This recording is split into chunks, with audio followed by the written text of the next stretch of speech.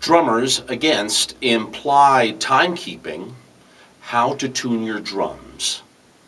This video is a quick general overview of how to just tune your drums, regardless of what the composite material is made of, whether it is wood, metal, acrylic, or the Vistalites, copper, fiberglass, or anything in between. I want to give you a general idea and overview. And it's very important because I had seen other drummers showing how to tune the drums, but they seemed to be very specific to the style of music that they were playing or specific to the type of drums. And I felt for just a better overall view of anything, I want the generality for whatever you have, all right? Then I'm going to make an addendum, an added part. But the idea, first of all, is assuming you have double-headed toms and drums, the resonating side of the head, this side, the resonating side, you should always try and get the thinnest head possible. Now, this is a Remo Diplomat, which is their thinnest head. They have the Remo Ambassador as well, in clear, never coated. And this gives you, the thinnest head gives you the most resonance, or as what I would like to use the word wetness. A lot of toms sometimes have the Ambassador. Evans also makes a fantastic resonating thin head, and so does Aquarian. I think also Attack has a new head as well that's very thin. But just try to get the thinnest possible head on the resonating side of the drum clear, regardless of what the drum is made of. Now, of course, the way you've seen it on maybe other videos, tuning it across the drum diagonally like this is the correct way to do that. And to hit your finger along the rim here, and it should be even around the entire circumference of the drum. Now, it should be medium tight, not super tight, not slightly tight, medium tight, to get the maximum wetness or resonance out of the drum, regardless, again, of what the material of the drum is made of. I can't stress that enough. And clear always, okay? So thinnest possible head on the bottom. We're still talking about the toms. On the top head, depending on the style of music and what you're doing, as a general rule of thumb, a clear head, single-coated would be best if it was jazz or light pop, in clear, not coated.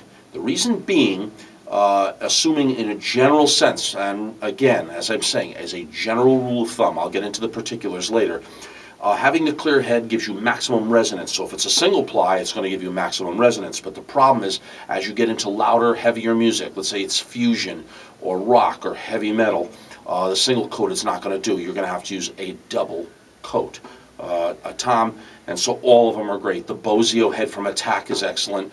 The Aquarian is great. Of course, the Evans is fantastic. And I also like the Remo. Usually the Ambassador, single, and if you get double ply, that's fine as well. When you tune it across the drum, like they show in many other videos, and I agree with that completely, and to hit your finger along there, medium. Not medium tight, not loose, not medium loose. It should always be medium, because medium, regardless of what the material of the drum is made of, will resonate the most. You'll get the wettest sound. I can't stress that enough. The only thing is, this is applying to the bass drum and the toms. On your snare drum, you should have the thinnest possible snare side that you can get. And I know, of course, as I mentioned, the Remo Diplomat is extremely thin. And now Evans makes a fantastic resonating head, and so does Aquarian, and they're very thin. And I'm also always been a big fan of the Ludwig, super sensitive snare side heads. Those are very thin and allow you to the snare drum to resonate. On the batter side, the striking side, there's where you get into a coated head. Always a coated head on the snare drum, not the clear, because the coated head gives just a better off a flatness to a snare drum. So that's the only exception to the rule. On the toms, use clear heads unless the application begins to change. If you were playing different styles of music, then the sky's the limit. There's so many great heads. I can't tell you, and of course I'm sure you know that. But as a general rule of thumb, I can't stress generalities here. The particulars will depend on what style of music you're playing and what situation it's in. Is it recording live? It all depends. But as a general rule of thumb, and regardless of the composite material of the drum, clear on the toms, clear on the bass drum. I like the Power Stroke 3, Power Stroke 4, definitely like Super Kick 1 and 2 from Aquarian. I love the Bozio head from Attack. And of course, the new Evans 360s are fantastic. So any one of them are great, clear. As you change your style of music, then you're going to have to make some changes. Because the general rule of thumb, and the reason I'm doing this video, is the idea to get the maximum resonance or wetness out of your drums. Then make the adjustments to whatever you're doing, whether it's live or in the studio or whatever you're doing. The changes come about from the maximum resonance, and then you start to dry or dampen or deaden the drums. It's more difficult to do it the other way around. That's why I'm doing this video, for you to understand. And I don't care what the drums are. I just got to give you a general overall view of what to be looking for, all right? So thinnest possible bottom side, clear on the top for the toms, coated of any type on the snare drum, and the thinnest possible snare side to get the maximum snap out of your snare. And then again, make sure everything is medium on the top, the batter side, medium tight on the bottom, all right? That's a general rule. Now, everything I've just told you, I want you to throw it out the window, because this is the part of the video I want you to key in on. It is super important for you to understand. You spend so much time trying to tune your drums, get the best possible sound out of the drums, and then there's another situation with an engineer on the other side if you're playing in a live situation or you're in a recording studio. A lot of recording engineers do not want resonating toms or snares or bass drums. They rather get it completely flat, and then digitally, because of digital technology, they want the ability to develop the reverb and the control of the sound and build it from there, rather than have the drums already resonating at their maximum and then trying to correct or readjust. So there's the issue, and this is why I'm doing the video. A guy can have a $10,000 drum set and go into a recording studio, and all of a sudden the engineer is having a little bit of a problem getting the drums flat. He'll put gels and all kinds of dampening materials on your $10,000 drum set, and he wants to work the sound accordingly so he can build on it. And the same thing goes with a live situation. You have these beautiful drums, or the other way around. He would prefer cardboard boxes, totally flat, and then want to put the echo reverb and build the sound. And digital technology allows that to come about now. And what I want drummers to understand, and what's really important, is to find balance. I want you to tune your drums exactly the way I'm telling you, but then you're going to have to deal with engineers in a recording or live situation, and they all have their particulars of what they're looking for against what you have and what you're looking for.